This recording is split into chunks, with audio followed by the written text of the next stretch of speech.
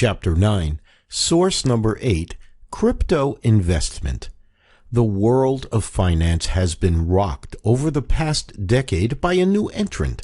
Cryptocurrencies have gone mainstream since 2019, and many people have begun wondering whether they're worth taking a deeper look at.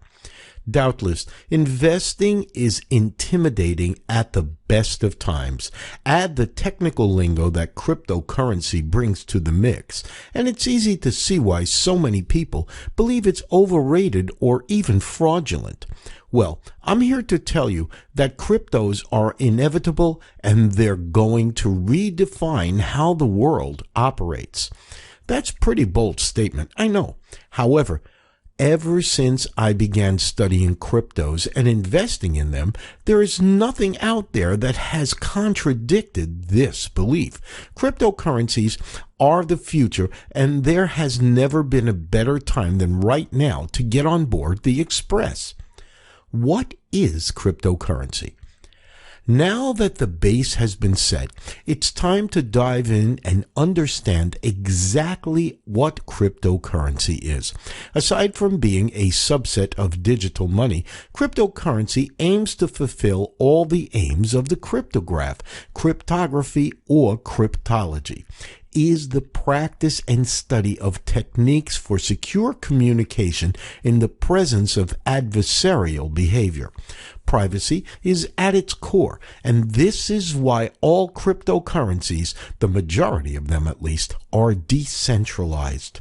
Centralized networks contain one overlord or entity that has the final say over everything. For example, no matter what decisions you make between you and another party, the government always has the final say over the transaction's validity. In a decentralized network, everything is handled on a peer-to-peer level. There are drawbacks to this. While confidentiality and integrity are built into the system, there is no regulatory or oversight.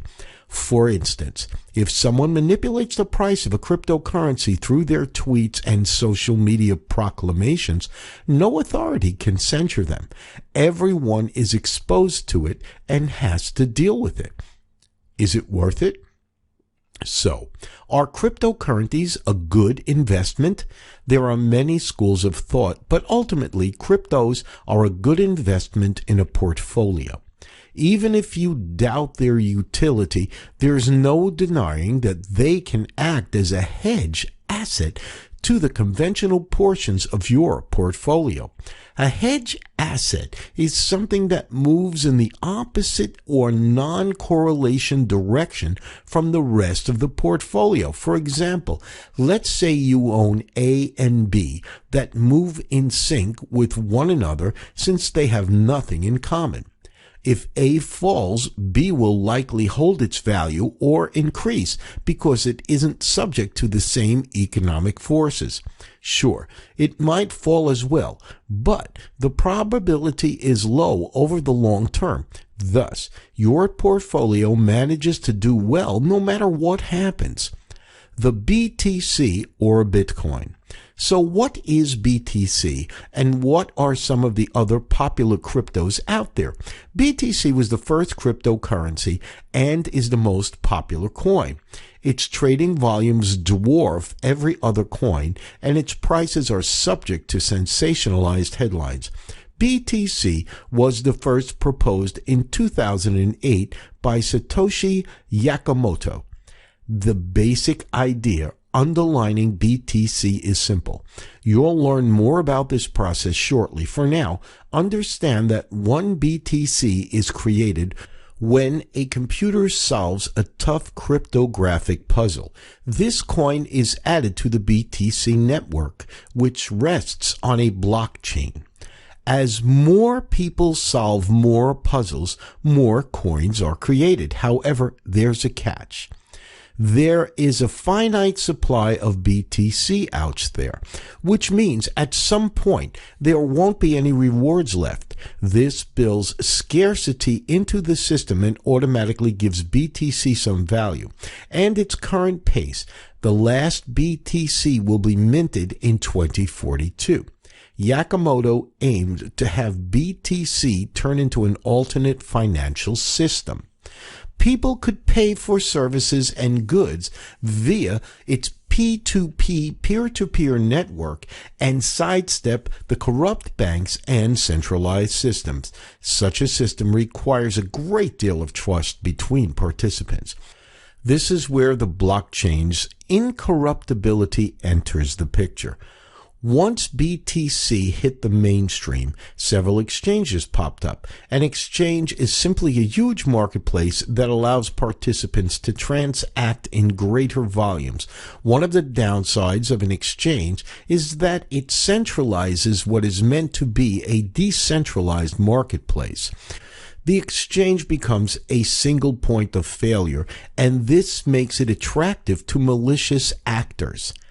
Early crypto exchanges, such as Mt. Gox, were vulnerable to hacks, and many early adopters lost their coins. BTC wasn't worth much back then, so people didn't pursue the case too much. However, at current valuations, the losses from the Mt. Gox hack keep rising interminably. Early crypto wallets were also targets of hacks. Much like crypto exchanges lacked adequate security protocols, wallets were stored on the cloud and these were duly hacked. These days, users are wiser and wallet hacks are relatively rare. The Bitcoin. Digital wallets are the only way you can store crypto coins. They're small pieces of hardware that contain software that connects to the blockchain, whichever coin's blockchain, and stores all transaction information for you. A wallet that is connected to the internet is called hot, while one that is disconnected is called cold. Hot wallets are vulnerable to hacks since they're online for longer. A good practice is to disconnect your wallet once your transactions are complete. Wallets come with user manuals and instructions, so don't worry about having to figure out how to connect to a network by yourself. Note that, unlike banks, crypto wallets are not Federal Deposit Insurance Corporation insured. The FDIC is a federal organization that insures all bank deposits up to $100,000. Given the novelty of cryptocurrencies, wallets are not covered by this scheme. There are different kinds of wallets, but generally speaking, hardware wallets offer the best combination of protection and ease of use. The blockchain and BTC. So what is the blockchain? The blockchain is a network that represents a quantum leap into information security. The premise is simple. Instead of a central server that records all transaction data, the entire network stores a copy of all data. Imagine a series of computers connected with every single one containing all the data that is on the network. If one computer is compromised, the rest of the network backs it up easily. Thus, hacking a network is not an easy task. Attackers have to simultaneously hack every single computer and erase all transaction records at the same time. Get the timing wrong, and one computer can restore all data immediately. Thus, the cost of hacking a blockchain network is exorbitant, and the rewards don't justify the costs. Mining. Solving crypto puzzles by verifying transactions isn't the only way you can earn BTC. For a long time, mining was the preferred way to create BTC. These days, the block rewards are so tiny that mining isn't a profitable venture unless you can access electricity for nearly free.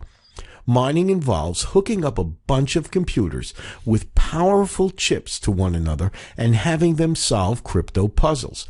In turn, the miners bear the cost of setting up and maintaining the equipment and paying electricity bills. Thanks to the cost of electricity being a huge factor, places such as China and Iceland became mining hotspots. The latter has access to vast geothermal reservoirs, which makes power generation cheap, while the former has a government that was, at the time, favored toward BTC. These days, the government of China seems to have gone off the chain and is pushing its digital yuan instead. It has criminalized BTC as prosecuted holders of the coin and those who transact it. As with everything else to do with China, not much is known with regards to this about-face. There are 4 types of mining, namely 1.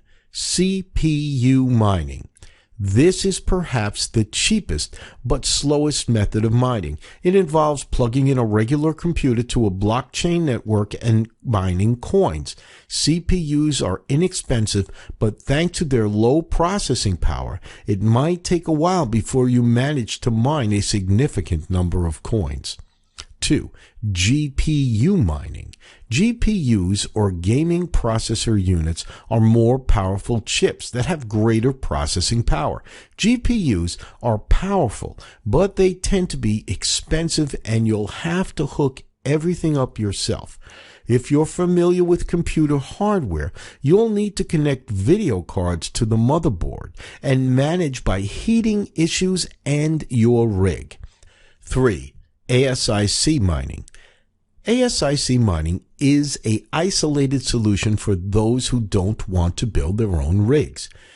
You can buy an ASIC online and plug it directly into a blockchain and start mining coins. 4. Cloud mining. If you find buying and maintaining a rig painful, you can sign up for a cloud mining service that allows you to lease ASICs or GPUs and CPUs and earn a profit. Forms of digital currencies. Ethereum. Ethereum was the second cryptocurrency to appear on the scene. In many ways, it has more real-world applicability than BTC does. Ethereum refers to the network that houses the coin Ether, ETH. People often confuse the two terms. Unlike BTC network that simply houses the coin, ETH's network is far more versatile. While BTC aims to offer an alternative financial means of transaction, ETH seeks to revamp the entire financial ecosystem. It is the core of this philosophy is decentralization, and security is a heavy feature for the ETH blockchain. For instance, the ETH blockchain can be, and currently is being, used to execute smart contracts between two parties. It's also being used to store land registry records, places that have corruption issues. With records stored on the blockchain, there won't be any possibility of them being changed. The coin itself is a token that is used to validate these transactions. As such, it behaves like a currency far more than BTC does. However, thanks to the network effect and the speculative spillover from BTC, the price of ETH has risen just as much as BTC's has. Still, those seeking strong fundamental reasons to invest in cryptocurrencies will find plenty of reasons in ETH. There is a strong view within the crypto world that ETH is the superior coin, even if it has its limitations. One reason for this is ETH has the chance to observe BTC's flaws and address them. A case in point is the proof of work algorithm. ETH has split into two branches, with new ETH using a proof of stake model, while the old ETH uses a proof of work. Under proof of stake rules, priority is given to users who have owned the ETH the longest and have highest stash of it. This means processing power is removed from the equation. Proof of stake isn't foolproof, but it's a better validation algorithm than proof of work. The ETH ecosystem is a very different one from that of BTC. Typically, you will find discussions centered more around the real-world capability of ETH than pure price discussions.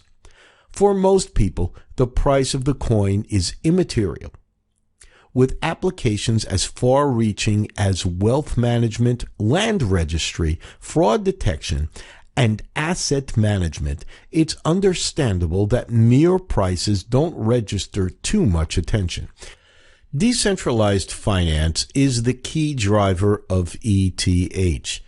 The more the mainstream financial ecosystem adopts a decentralized model, the more relevant ETH becomes. Note that it isn't entirely certain that big banks will want to give up control of a system that they've had for so long. However, governments regulate banks at the end of the day. And if the populace demands a decentralized system, then it will become reality. One of the great things about ETH is that its blockchain is fully programmable and customizable. This is how many decentralized finance apps are built on it.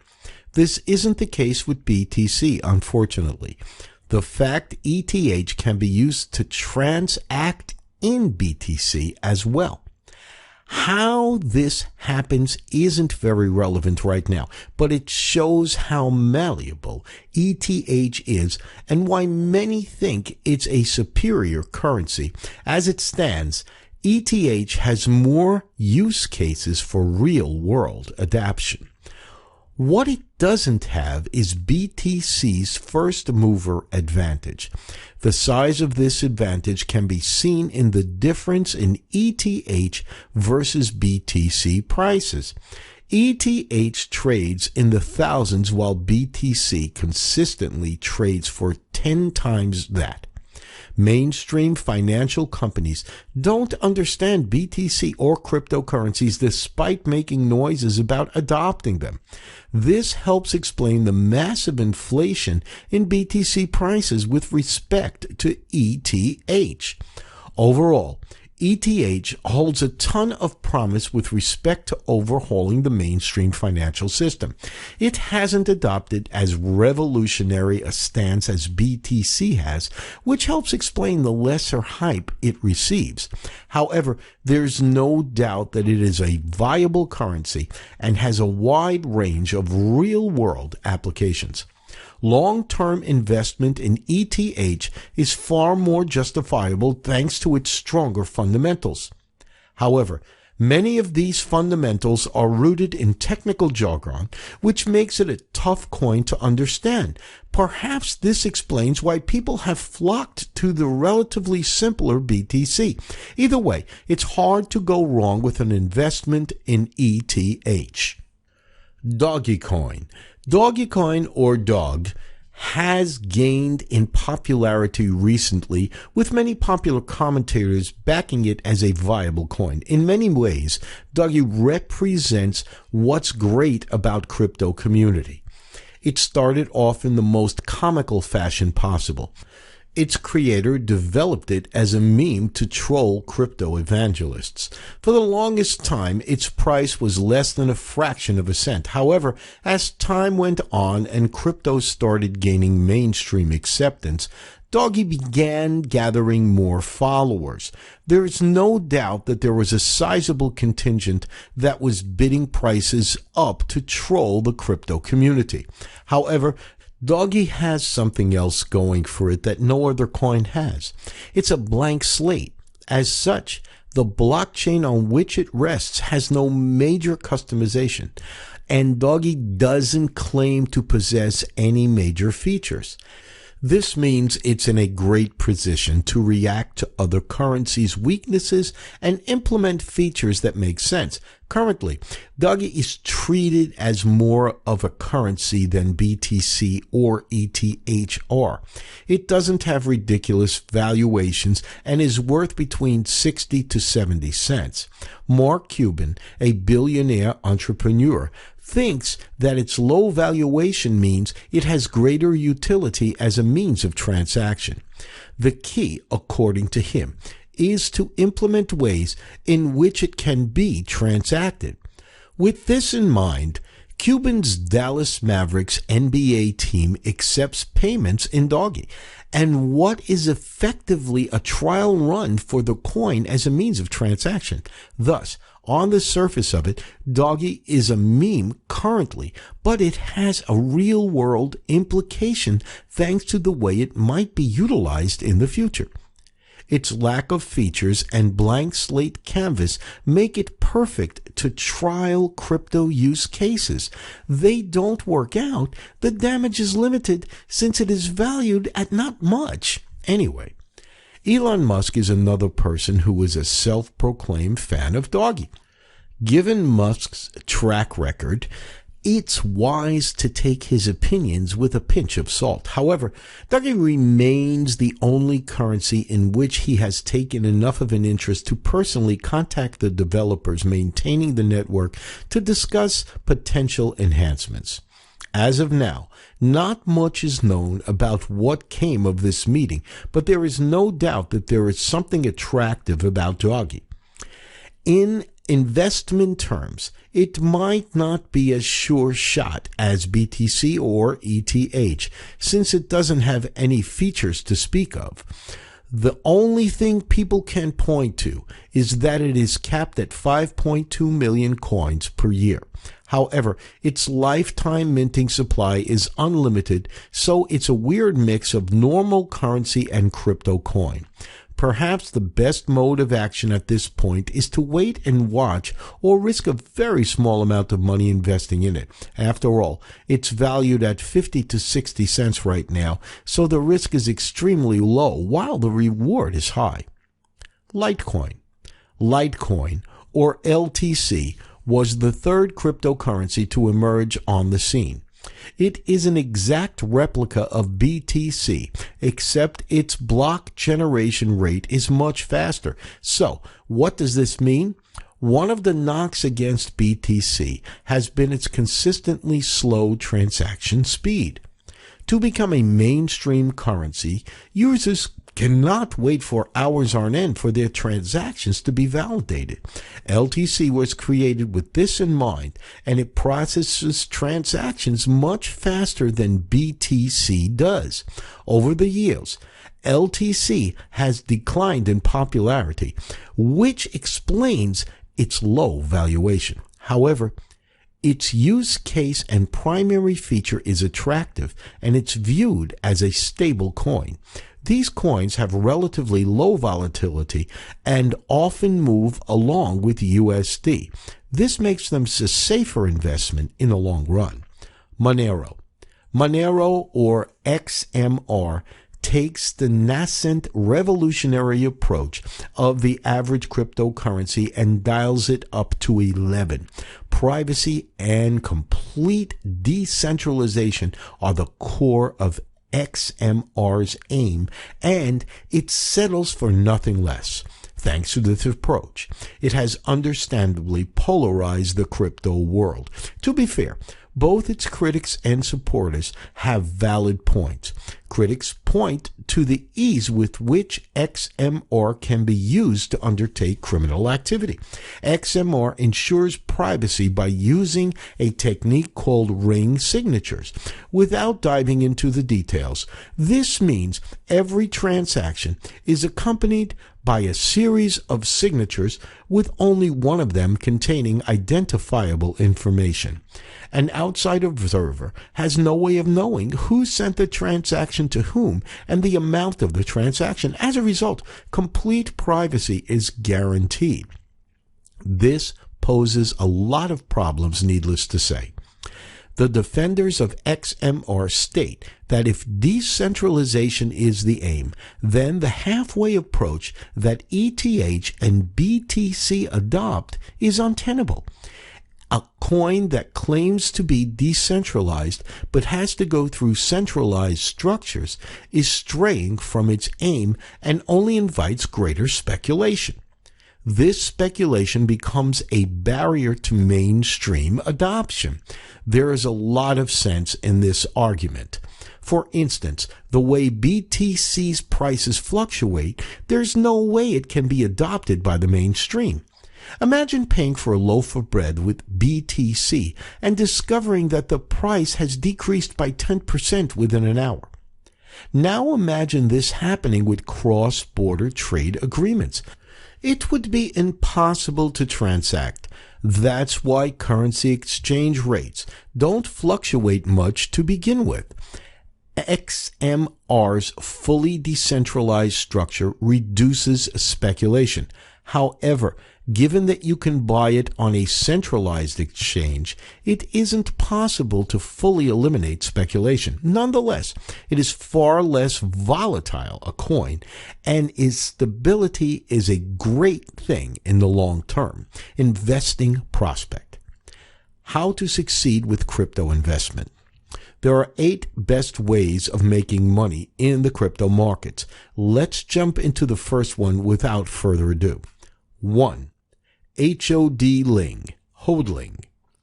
This is the easiest way to make money, but it might not suit every psyche. Hodling seems very easy on the surface, but it's tough to execute. Often doing nothing is tougher than figuring out what to do. It's helpful to affix limits with regards to dips. For instance, you could specify a rule that you will buy every time the market dips by 20% or equivalent percentages given the individual volatility of a coin. Buy and hold is a simple strategy and works as long as the coin you're investing in has a ton of utility. Remember that you should only sign up for accounts at reputed exchanges. You'll have to transfer fiat money to exchange and use that to buy crypto. Once bought, and assuming you're not skating your crypto coins, make sure to transfer them to your wallet. 2. Earning dividends. Like stocks, you can earn dividends by hodling crypto. COS, KEF, NEO, and KuCoin are examples of coins that pay regular dividends. You don't need to do anything special other than buying them. As long as you hold them, you'll earn a dividend. However, make sure the coin's objectives make sense to you and conduct thorough research. 3. Stacking. Stacking is a process where a coin holder holds a certain number of coins in their wallet and remains connected to the network. Stacking is important in proof-of-stake consensus networks where those live coins are used to verify transactions. Network operators pay stackers rewards in the form of dividends in addition to the usual price appreciation that all investors experience. 4. Day trading. Much like their stock market counterparts, crypto day traders look to jump in and out of the markets as quickly as possible to capture profits from small moves. This method requires lots of discipline and education to succeed.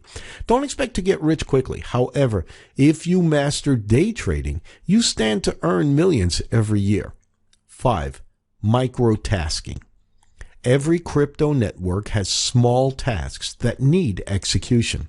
The developers and participants simply don't have the time to execute them and will pay you in crypto to do the job for them.